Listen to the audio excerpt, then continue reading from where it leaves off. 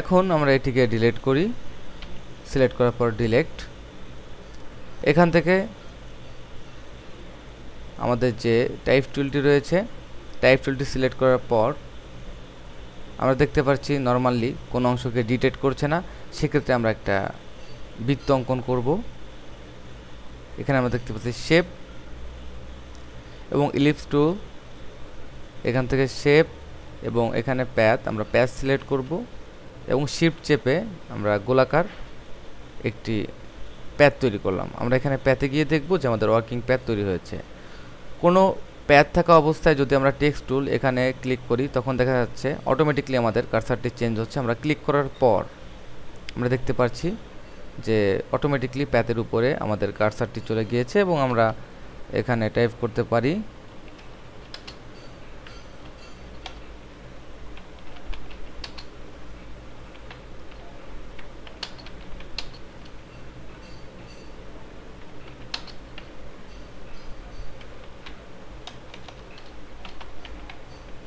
over the dog। Mark করতে পারি আমরা, সাইজ একটু বড় করে নিই। দেখলাম কিভাবে ভেক্টরের উপর দিয়ে আমাদের প্যাথটি যেভাবে আছে এবং ভেক্টর প্যাথের উপর দিয়ে আমরা আমাদের টাইপ টুলকে এভাবে অটোমেটিকলি রাউন্ড করাতে পারি। এবার আমরা আরেকটু অ্যাডভান্স কাজ করব। সেক্ষেত্রে প্রথমে এখানে হরিজন্টালি যে টাইপ টুল, আমরা এ টাইপ করব এবং এই এটিকে আমরা একটু বড় করব, 60 অথবা 72। আমরা ইচ্ছা করলে আরও বড় করতে পারি, 150। এবং আমরা এখানে মার্কিউ টুলের মাধ্যমে এটিকে মুভ করাবো প্যাথ, এবং এখানে গিয়ে আমরা একটি ভেক্টর প্যাথ তৈরি করব বা ওয়ার্কিং প্যাথ। তারপর আমরা নর্মাল টাইপ টুলে যাব এবং এখানেও আমরা ইচ্ছা করলে টাইপ করতে পারি।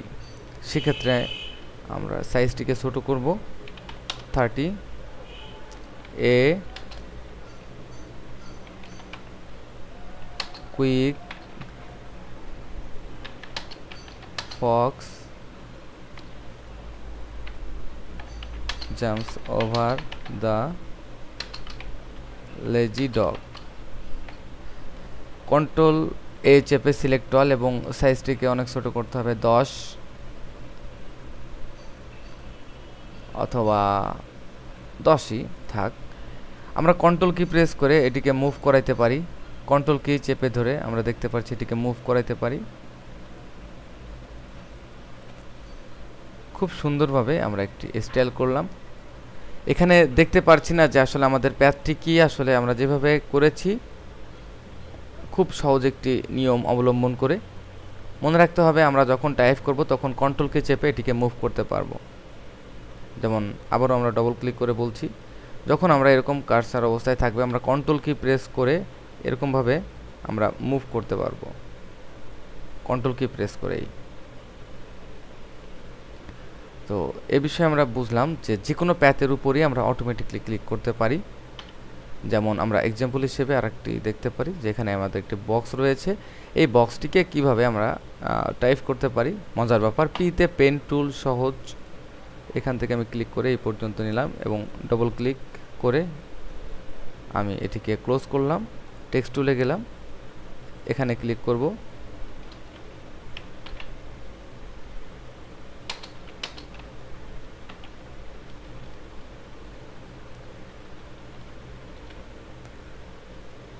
এরপর আমাদের বুঝতে হবে যে আসলে আমরা যখন প্যাথটা তৈরি করব তখন কোথায় আমাদের পয়েন্টটি রয়েছে এবং সেখান থেকেই আমাদের টেক্সটটি শুরু হবে। আমরা এভাবে টেনে কন্ট্রোল চেপে এখান থেকে শুরু করব।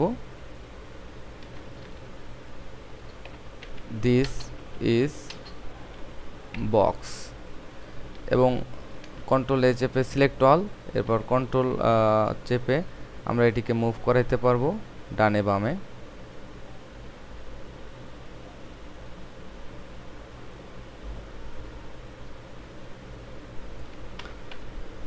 অথবা আমরা আরেকটি পথ অবলম্বন করতে পারি। আমরা এখান থেকে প্যাথটিকে ডিলিট করে দিই,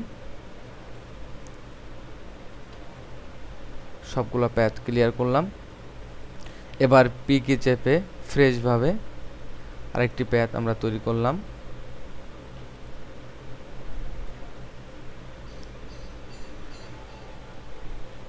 এবার আমরা এখানে ক্লিক করলাম, দেখতে পাচ্ছি এখান থেকে শুরু হয়েছে। This is a good box, এবং এটিকে আমরা সিলেক্ট করার পর অথবা আমরা কন্ট্রোল কি প্রেস করে মুভ করিয়ে যে কোনো জায়গায় নিতে পারবো। মনে রাখতে হবে যে আমাদের টেক্সটের অপশনগুলা সবসময় ডিফল্ট অবস্থায় কাজ করবে। আমরা কখন কীভাবে ব্যবহার করব সেটি আমাদের ব্যক্তিগত ব্যাপার। আমরা যে কোনো জায়গায় ব্যবহার করতে পারি, যে কোনো স্টাইল করতে পারি। আমরা ইচ্ছা করলে যে কোনো প্যাথের উপর যে কোনো অবস্থায় আমরা আমাদের টেক্সটকে এভাবে অ্যালাইন করতে পারি। নেক্সট আমি দেখাবো যে কিভাবে এই টেক্সটকে স্টাইল করা সম্ভব সহজে, এবং এটিকে কিভাবে ওয়ার্ক করা সম্ভব। ধন্যবাদ।